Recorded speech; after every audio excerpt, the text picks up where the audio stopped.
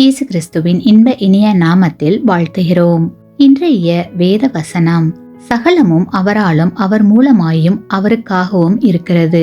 அவருக்கே என்றென்றைக்கும் மகிமை உண்டாவதாக. ஆமேன். ரோமர் 11 அதிகாரம் 36 வசனம். Today's Bible verse: For of him and through him and to him are all things, to whom be glory forever. Amen. Romans chapter 11 verse 36. காட்டுப்பாதையில் ஒருவர் சென்று கொண்டிருந்தார். அடர்ந்த மரங்கள் பசுமையாக காட்சியளித்தன.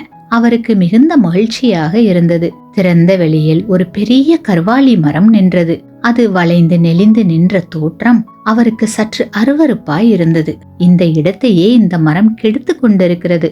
நான் மாத்திரம் இந்த காட்டிற்கு சொந்தக்காரனாக இருந்தால் இந்த மரத்தை வெட்டி போட்டு விடுவேன் என்று சொல்லிக் கொண்டார். பிறகு தொடர்ந்து காட்டுப்பாதையில் நடந்து சென்றார். மலை மேல் ஏறினார். மலை சிகரத்தில் இருந்து அந்த காட்டை ஒரு முறை பார்த்தார். ஆஹா, என்ன அழகு என்று வர்ணித்தார். திறந்த வெளியில் இருந்த அந்த கர்வாலி மரம் அந்த இடத்திற்கே ஒரு தனி அழகை கொடுத்தது. ஒரு பகுதியை மாத்திரம் நான் பார்த்தபோது எப்படி தவறாக தீர்மானம் செய்துவிட்டேன். முழு காட்சியையும் பார்க்கும் போதுதான் அந்த மரத்தின் அழகு தெரிகிறது என்று சொல்லிக் கொண்டார். பல சமயங்களில் நாமும் இப்படித்தான் செயல்படுகிறோம். ஒரு நிகழ்ச்சியை மாத்திரம் எடுத்துக்கொள்கிறோம். அந்த நிகழ்ச்சி இவ்வாறு நடக்காமல் வேறு விதத்தில் நடந்திருந்தால் நன்றாக இருக்குமே என்று எண்ணுகிறோம். வாழ்க்கையின் முழுமையையும் எடுத்துக்கொண்டால் அந்த நிகழ்ச்சிக்கு இருக்கிற முக்கியத்துவம் நமக்கு தெரியும்.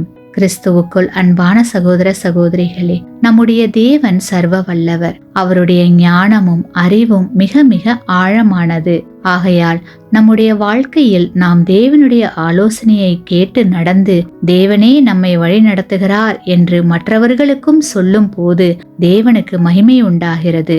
அவர் முக்கியத்துவம் வாய்ந்தவராக மாறுகிறார். அது மட்டுமல்ல, இம்மையிலும் மறுமையிலும் மனித ஆத்துமாவின் தேவையையும் ஆசையையும் பூர்த்தி செய்யக்கூடிய அனைத்தும் நம்முடைய ஆண்டவராகிய இயேசு கிறிஸ்துவில் உள்ளன. ஆமேன்.